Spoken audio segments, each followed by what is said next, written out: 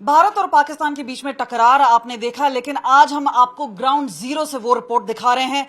ये एक्सक्लूसिव जानकारी दे रहे हैं जहां पर बॉर्डर सिक्योरिटी फोर्स ने टकराव दी पाकिस्तानी रेंजर्स को। आप देख सकते हैं कि किस तरह से तैनाती इस वक्त लगातार बनी हुई है। 24 घंटे की चौकसी है और ये है एडवांस ऑब्जर्वेशन पोस्ट। आप देख सकते हैं किस तरह से मुस्तैद जवान खड़े हैं और खासतौर पे आपको दिखा दें ये वो एरिया, और पाकिस्तान को मुंह की खानी पड़ी। आप दूर से देखेंगे आपको वहां पे पाकिस्तान का ऑब्जर्वेशन पोस्ट नजर आएगा, वो देखिए वहां पर।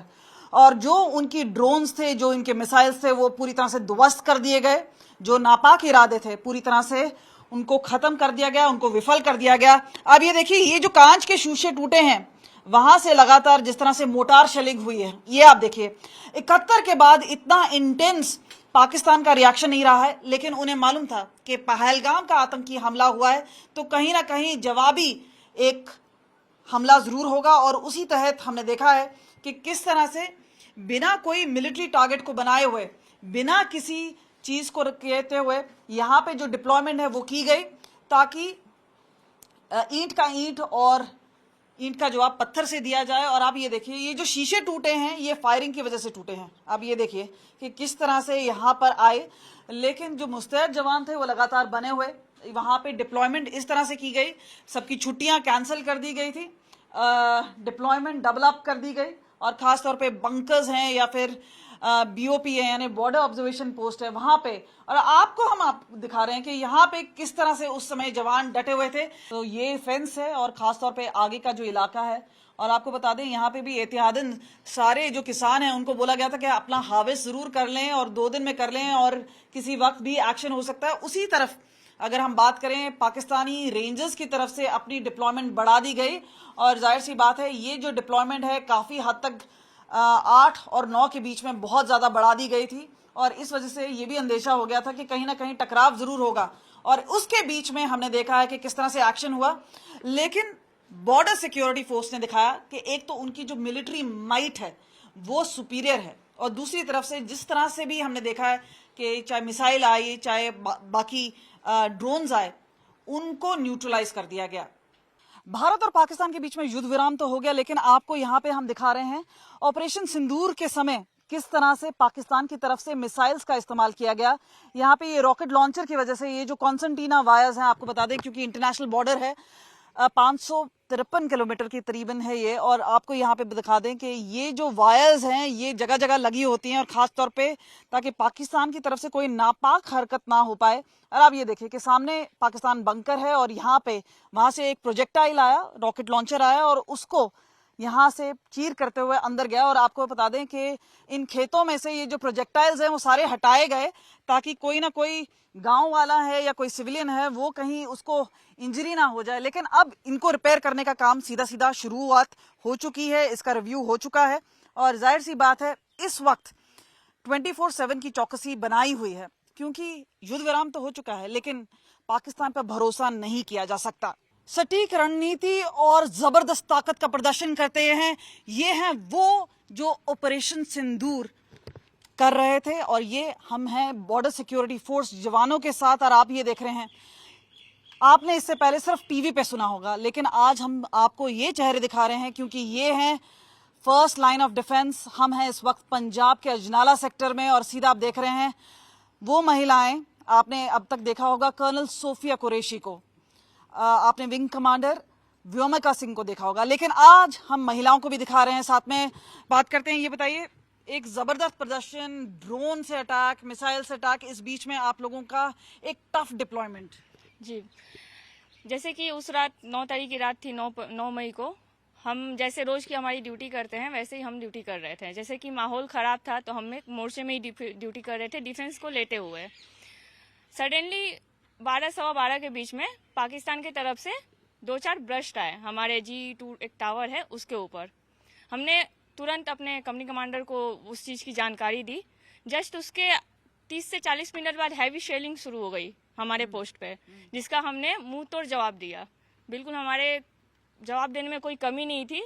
उधर से हैवी शेलिंग आ रही थी, इधर से भी हम लोग हैवी शेलिंग कर रहे थे। ये सिलसिला ऑलमोस्ट सुबह 5 साढ़े 5 तक चलता रहा और जैसा कि जिसकी हम वजह से हेवी कैजुअलिटीज इन्फ्लिक्ट की गई।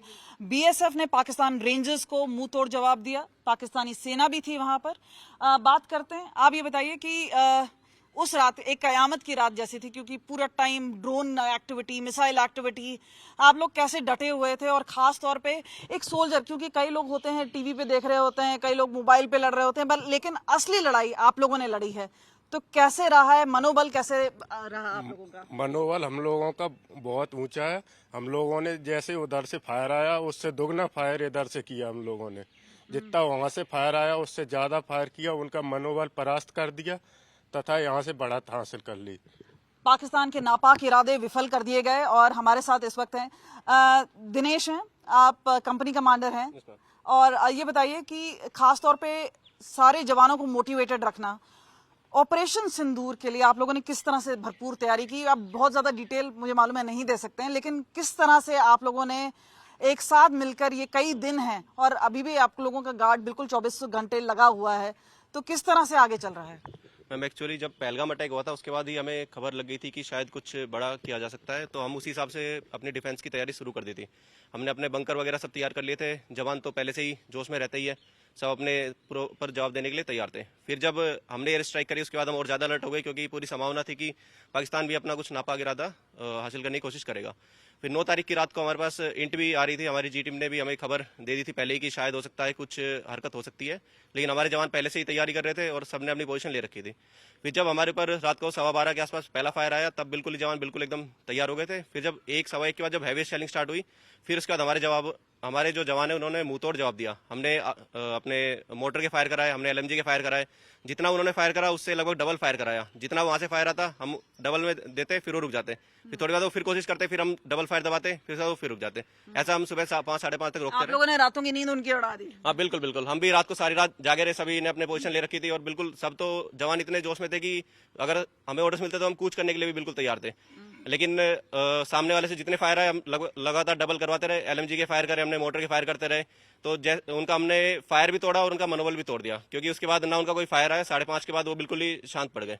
और आवाज में देखिए क्या हौसला है, और यही हौसला पाकिस्तान के सामने जो नजर आया, खासतौर पे उनके हौसले ध्वस्त कर दिए गए। और साथ में अगर हम बात करें, आप ये बताइए, घर परिवार को चिंता होगा, क्योंकि कई लोग हैं जो बॉर्डर्स पे रहते हैं, तो वहां पे किस तरह से, क्योंकि ये भी आपका एक परिवार है जो बॉर्डर पर है, तो दोनों को कैसे बैलेंस किया आप लोग? देखिए, घर वालों को चिंता नहीं थी, घर वाले उल्टा खुश थे कि हमारे जवान बीएसएफ और साथ ही सारे के सारे मिलके बॉर्डर पे एक साथ लड़ रहे हैं।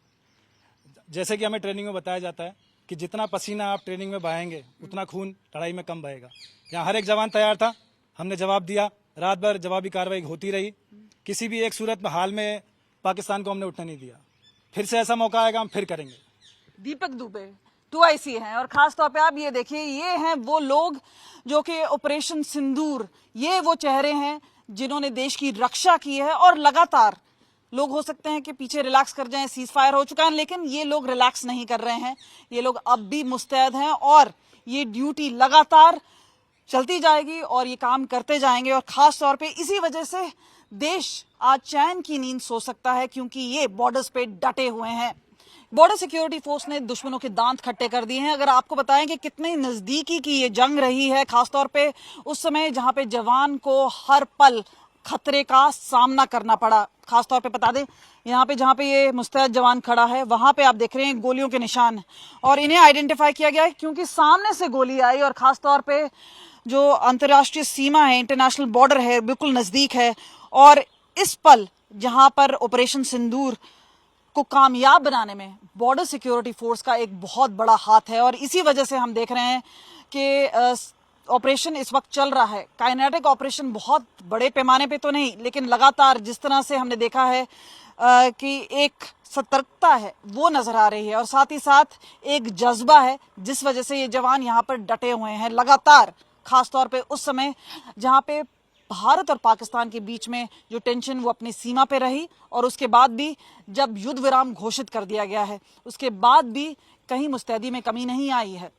कैमरा पर्सन गिरीश के साथ कमलजीत संधू, अजनाला, आज तक।